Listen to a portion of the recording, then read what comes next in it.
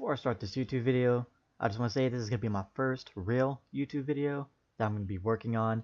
I've worked on maybe one before, but that was just a stupid music video with pictures on it.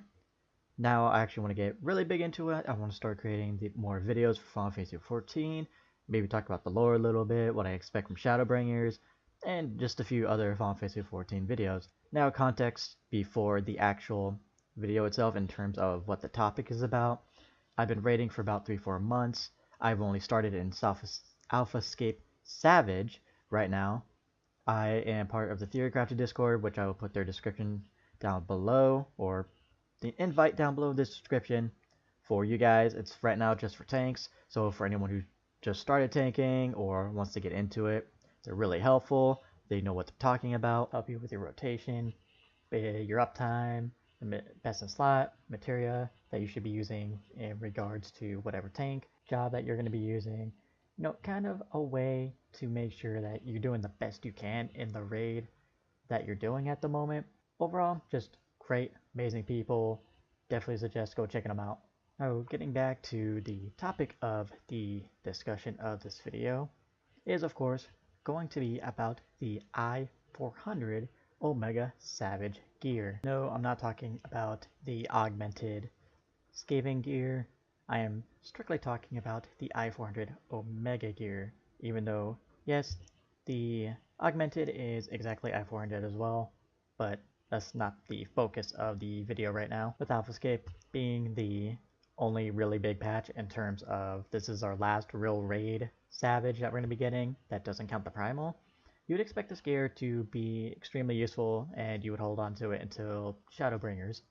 Well, sadly, in my experience as a Paladin tank, and some other jobs out there as well, what you get from the Omega Savage, not necessarily the best for your slot, and definitely in terms of your job. I talked with the people in the Theorycrafting Discord, and I can definitely let you know that a lot of it comes down to eye level over stats, which, okay, that's fair, but what I forgot to bring up was the fact that I'm thinking of when you're done progressing, now you're on farm status and you're trying to get all that gear. You're not trying to progress anymore, and at this point you're just going for the I-400 gear. One of the biggest things that I see the gear doesn't really get used is simply because it does not have the stats that will be able to help you not really progress but take down the boss faster, which means to have as little tenacity as possible.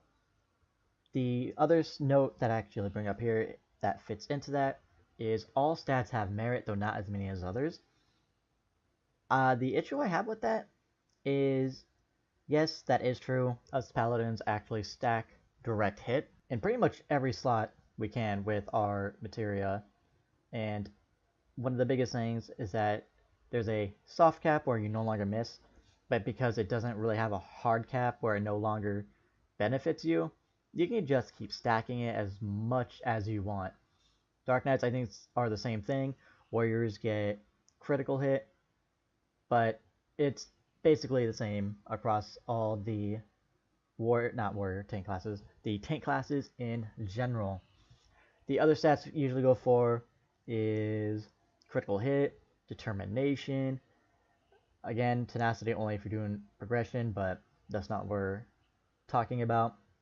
And one of the biggest things is that this also feeds into another thing, but in terms of eye level, is less than 1% difference between I-400 and using I-380 and I-390 gear.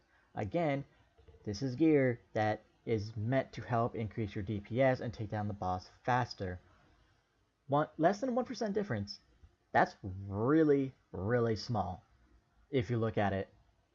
Again, the problem I have with this is people who do min-maxing, which if you look at a lot of the top paladins in the world, which I actually did before making this video and actually before I was talking to the people in Discord, you will see that they all pretty much have the same gear. There's no difference. Maybe there's one materia or two materia that's not the same, but all in all, yeah, they're all pretty much built the exact same way. you have a mix of 390, the augmented Skaven gear, Omega gear, and the 3 crafted accessories. Yet, this 1% difference is considered or usually taken as gospel by really high-end raiders. If you went, or if you actually know, Drac in his Nest videos, I don't know their gear, I don't know if they actually do min-maxing, I have to go back and check, but they seem like a really casual group who's not too fixated on mixing and matching as long as you do mechanics over DPS. And that's what a lot of people usually would like to do, but the problem being that most groups eventually just try to go to the min-maxing route just because it's the easiest way to go about it.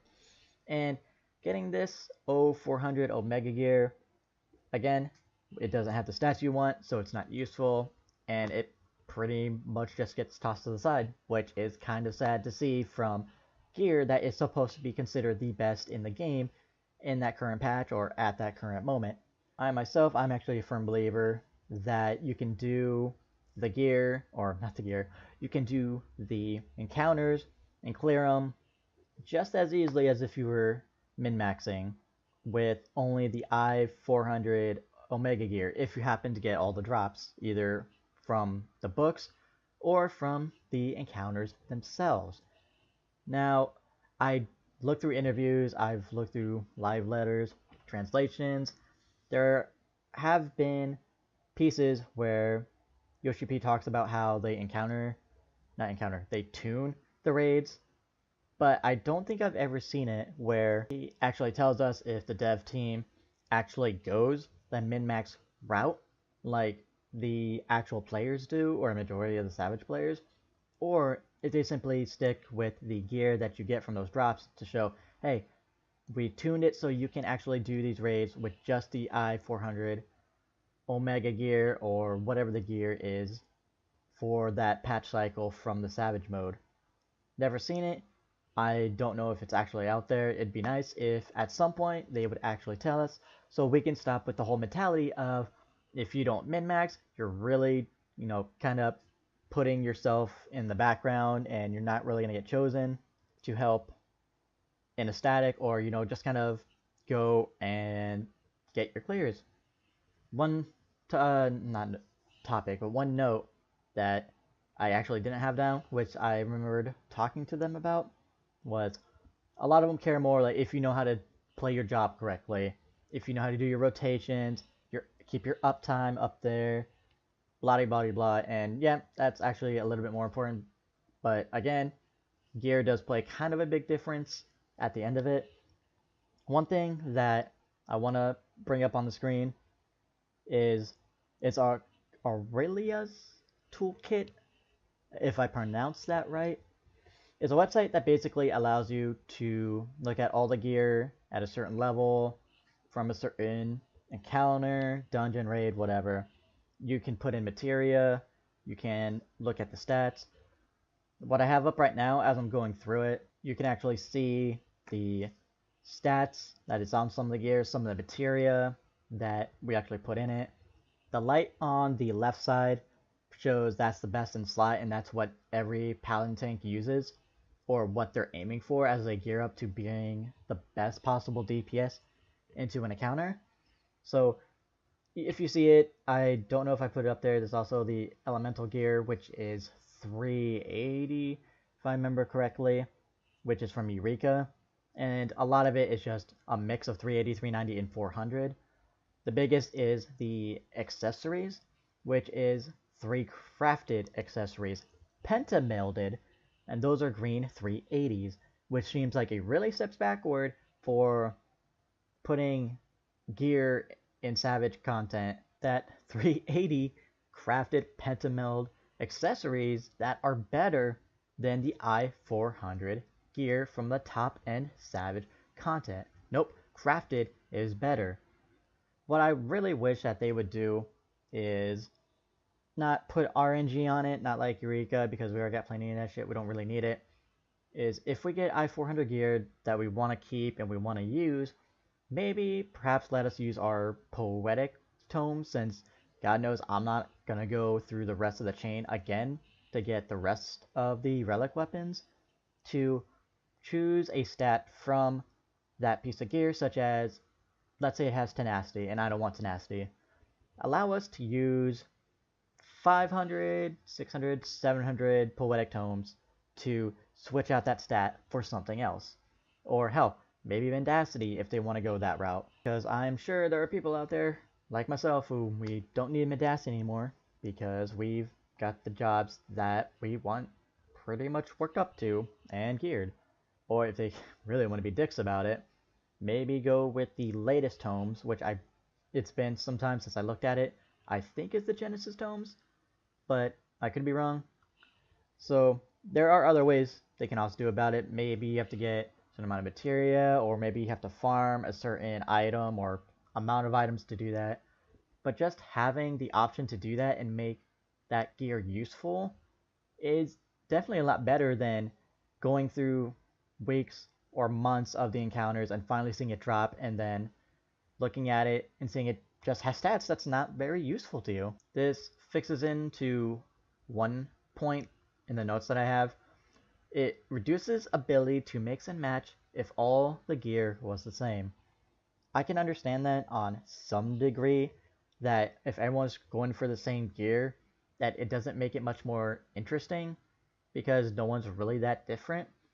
But that's the reason why we have the augmented Skaven gear and the Omega gear if you want the I-400 eye level.